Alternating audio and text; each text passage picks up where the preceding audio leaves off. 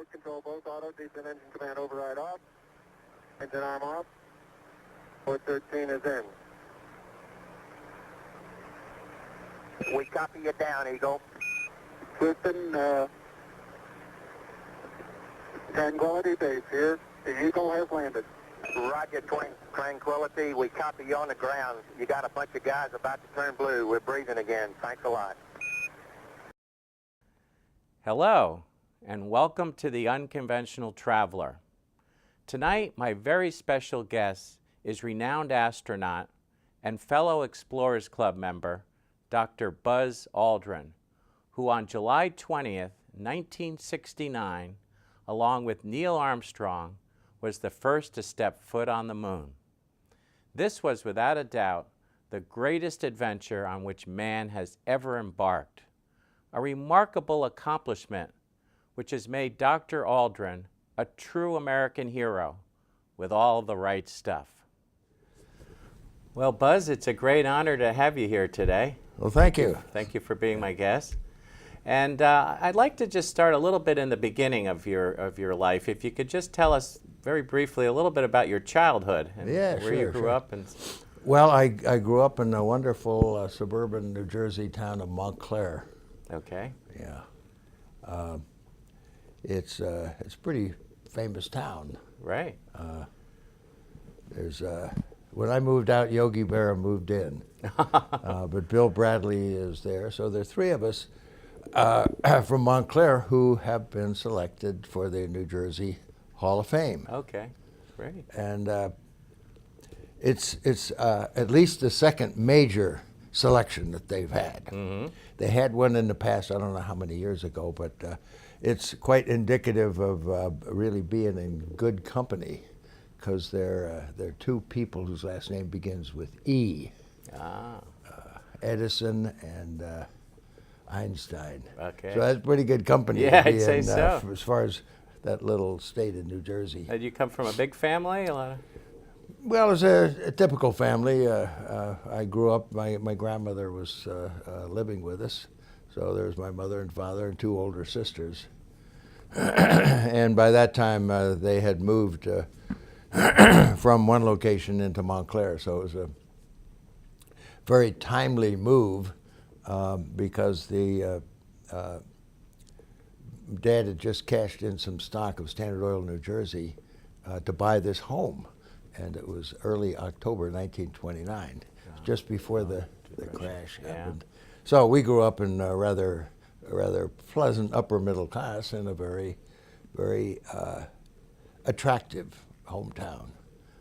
So when you have that sort of a surroundings, it tends to give you a very pleasant picture of the neighboring people, the country that you're a part of, and that country as it's a part of the world. Mm-hmm.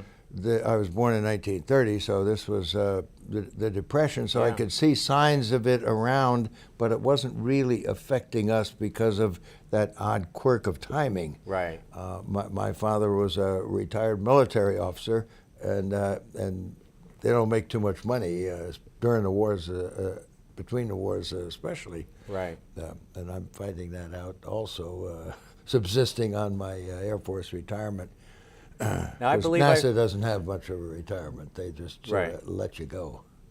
I believe I read that your mother's name was Moon? Is that That's correct? right, yes. Now, tell us a little bit about that. Well, it was not at all unusual for me to grow up in that wonderful town in New Jersey and to have a grandmother that we called Mama Moon.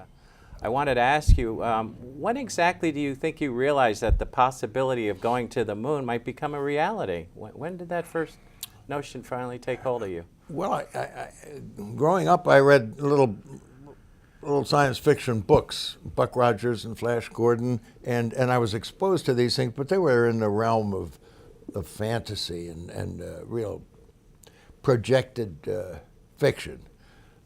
Not really the fantasy sort of thing that we see an awful lot of today, but a projected extension of the technical things that we're able to do now. Right. You project those off into the future, and that's the way science fiction was back in those days. Yeah. And I wish that it still was. When I wrote a science fiction story, why, that's what I wanted to do, is to make it projecting what we know into the reality, projected reality, what the future might be.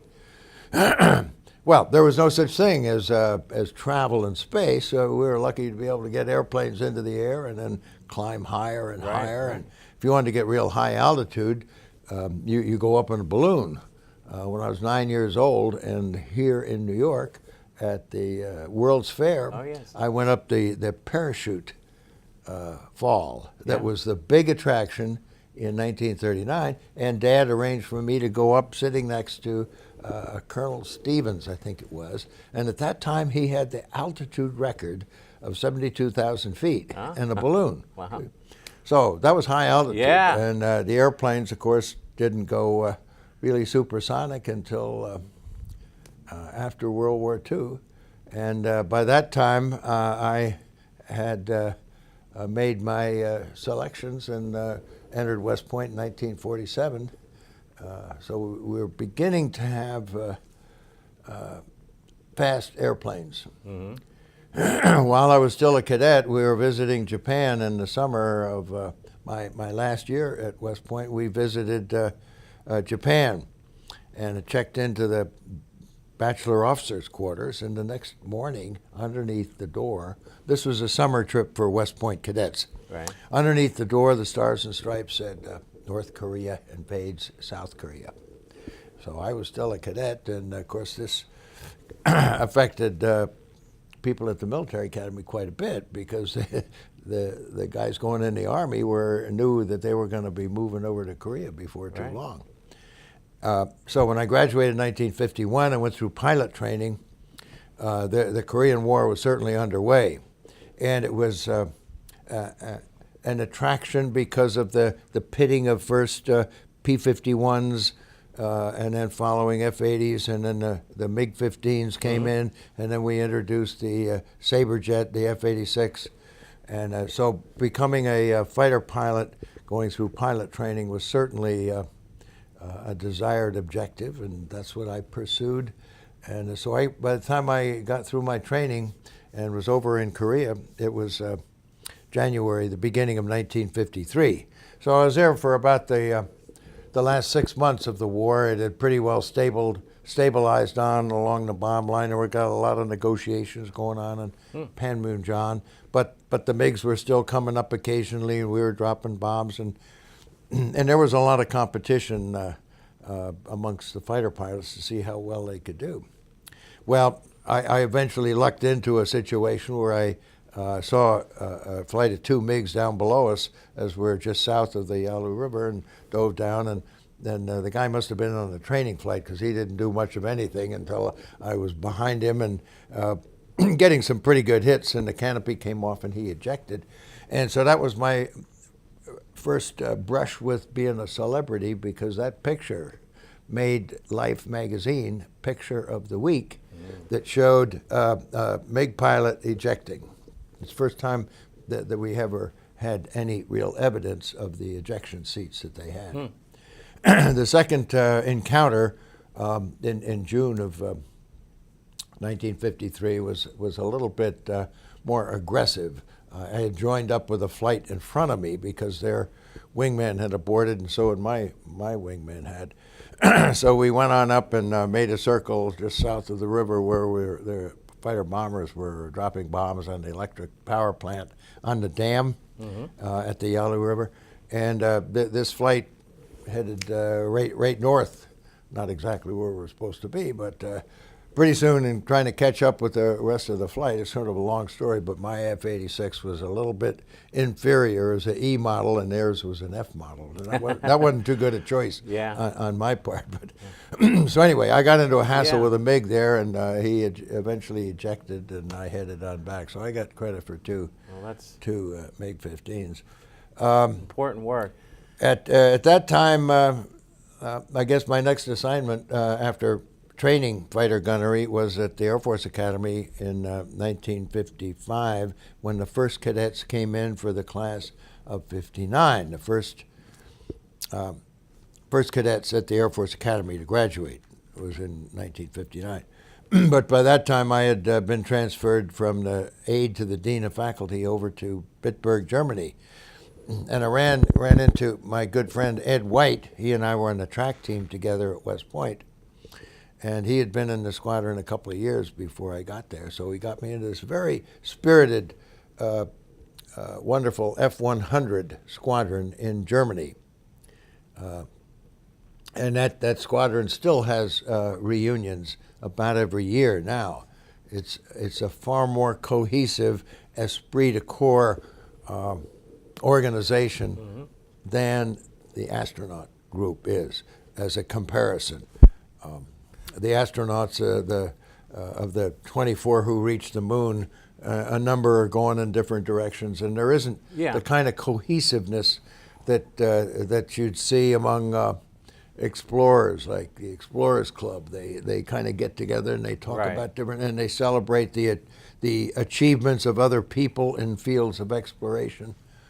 There's a certain amount of that. The same people, same few of us get together every so often at different events, but it's not a universal thing. And I've been trying to encourage reunions. We're coming up with 40th reunions now of the different flights. Next year will be, later on this year, there'll be the reunion of Apollo 7 and 8 and 9 and 10, where they introduced the lunar lander in Earth orbit and then in lunar orbit.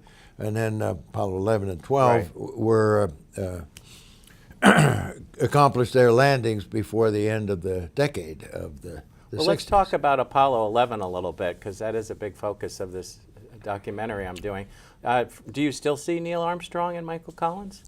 Well, I missed an opportunity last week to go in because Neil was addressing the Goddard dinner.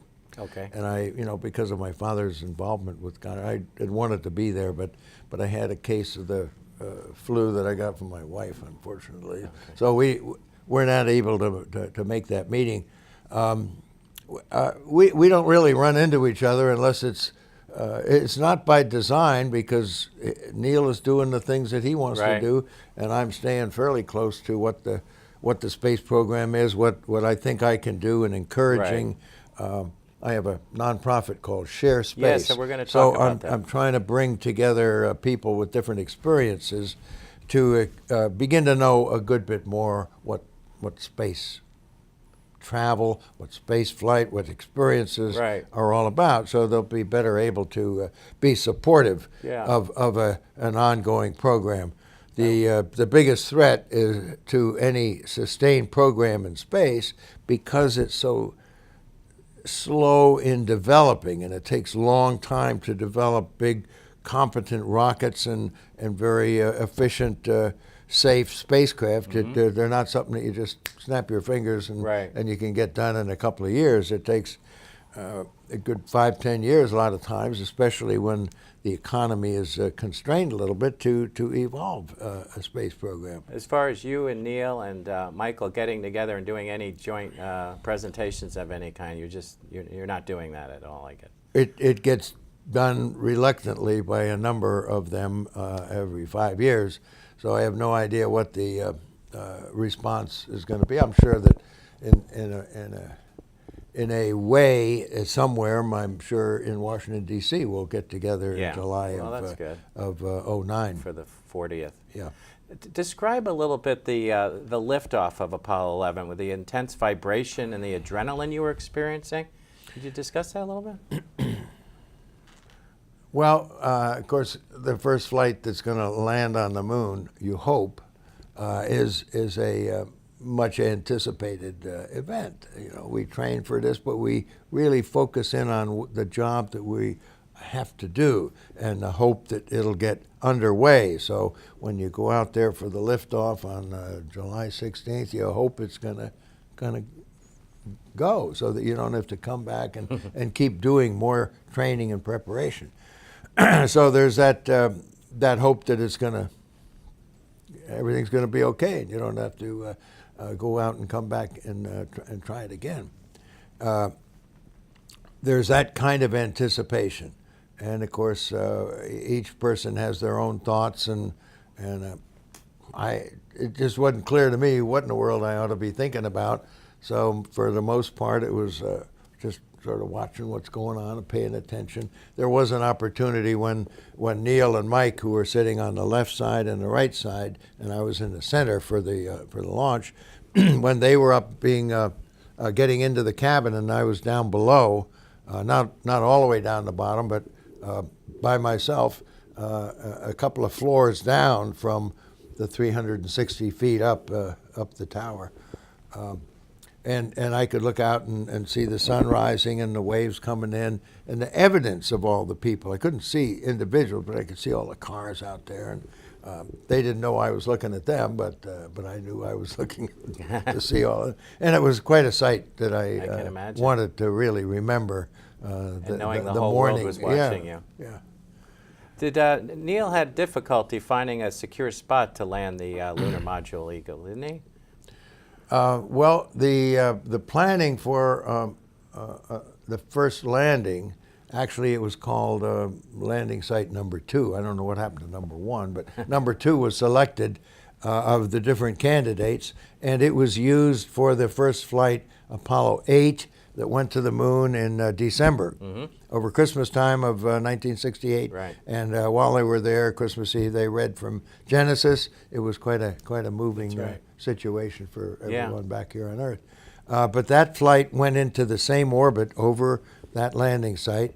And then after we tested the lunar module in Apollo 9 in Earth orbit, why Apollo 10 went into the same orbit to look over the landing site and the different landmarks on either side as we approach.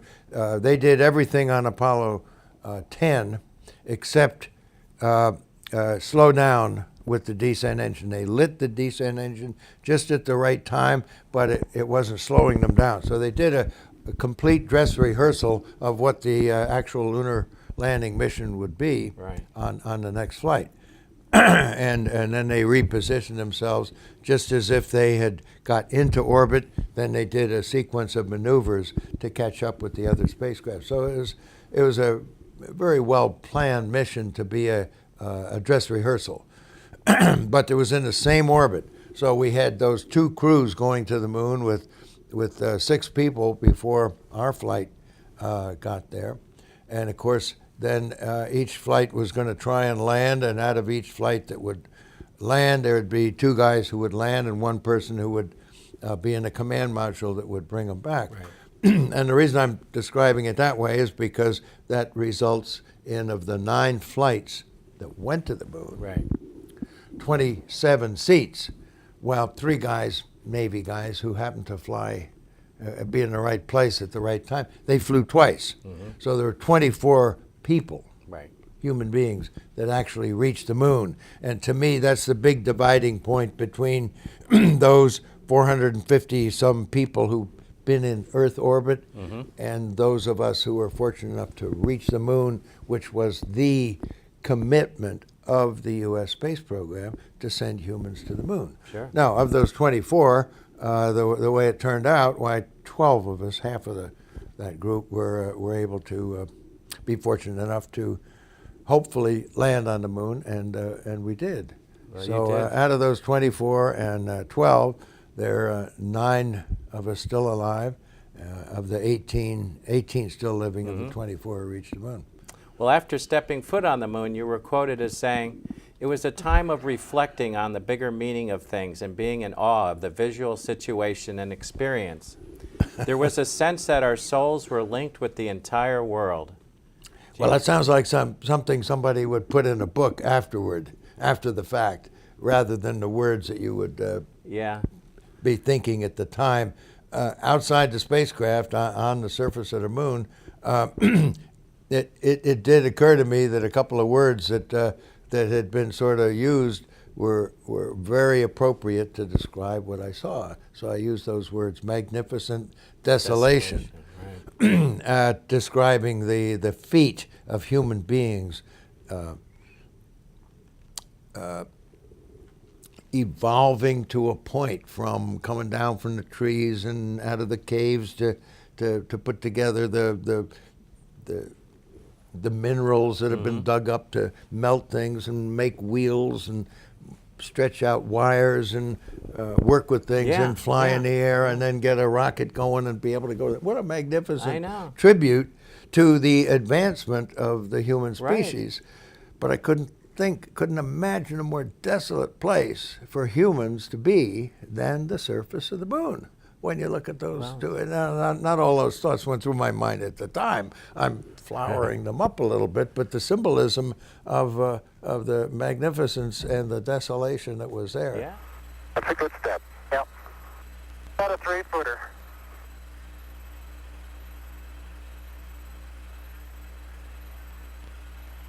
Beautiful view. Isn't that something? Magnificent sight out here. Magnificent desolation. And at the same time was the realization, without trying to use words, that we were actually physically further away than people back home. As we look up at the moon, from the surface of the moon, you look up and see the Earth.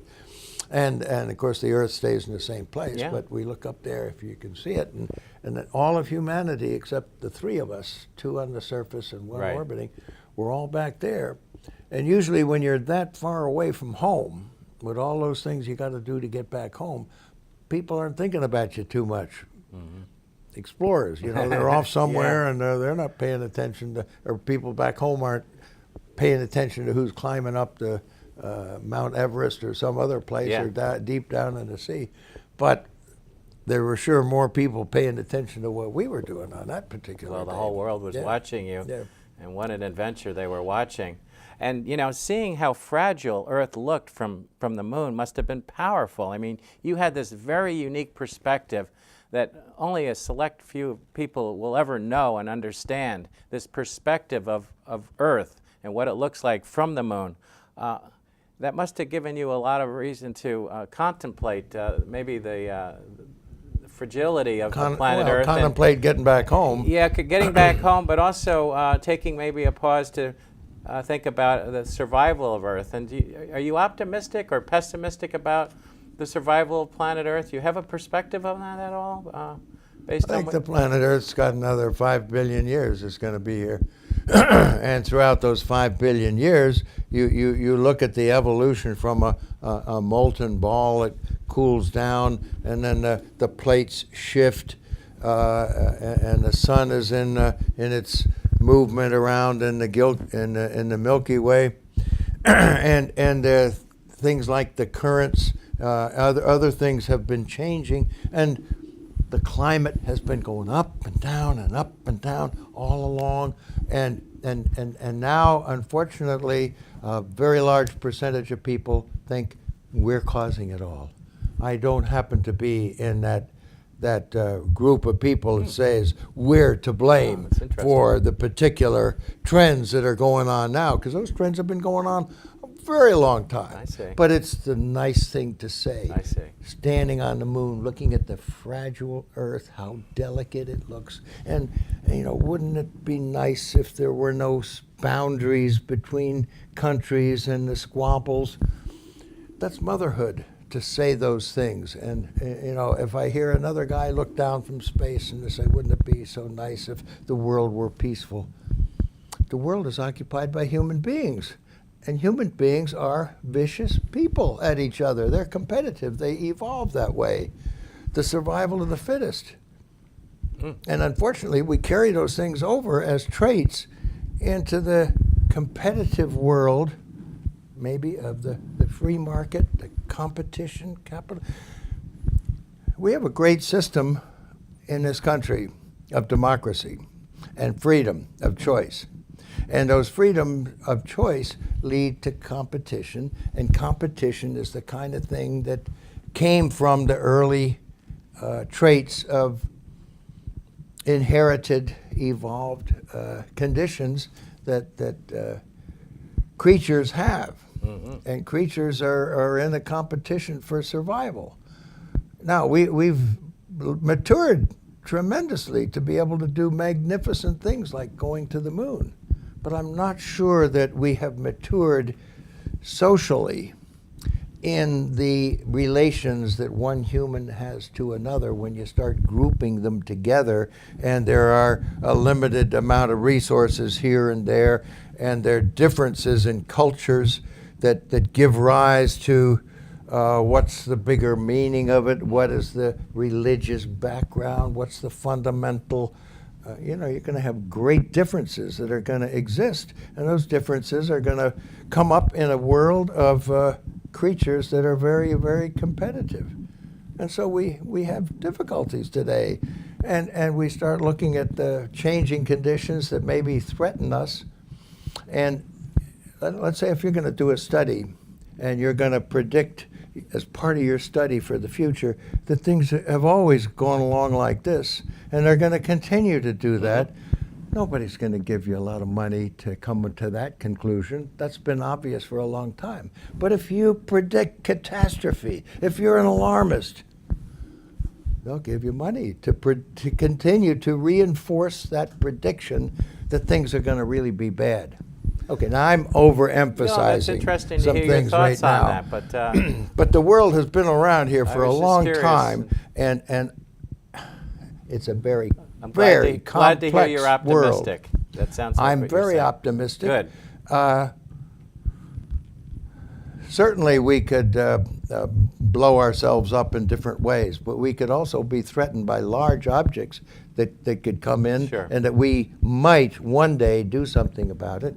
And does that maybe indicate that as a species, when we are beginning to have the capability of going to the moon and maybe think about going to Mars and another place, do we as a species owe it to the future generations to have a survival location in the solar system in the event that something happens to the Earth? Well, thank you for watching another episode of The Unconventional Traveler. And remember, no matter where your adventures lead you, always savor the journey. Good night. ATA at a descent. Mode control both auto, descent engine command override off. Engine arm off. Port 13 is in. We copy you down, Eagle. Houston, Tranquility Base here. The Eagle has landed. Roger, Tranquility. We copy you on the ground. You got a bunch of guys about to turn blue. We're breathing again. Thanks a lot.